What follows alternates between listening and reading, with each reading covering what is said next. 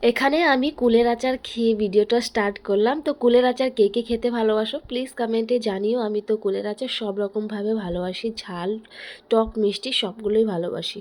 তো এখানে দেখো কুলের আচার খেয়ে এখানে এঁচোড় এনেছিল, আমাদের ভাষায় আমরা থুর বলি। তো এই থোরটা এখানে আমি বেছে নিয়েছিলাম।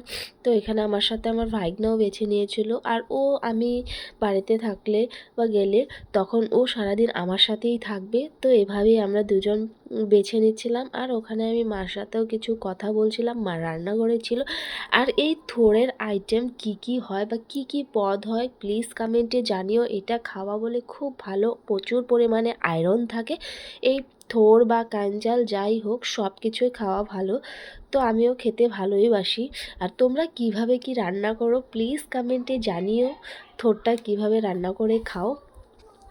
তো আজকের মতো ভিডিওটা এখানেই ছিল। আমার ভিডিওটা যদি তোমাদের একটুকু ভালো লাগে প্লিজ আমাকে কমেন্ট করে জানিও। তো আজকের মতো এখানেই।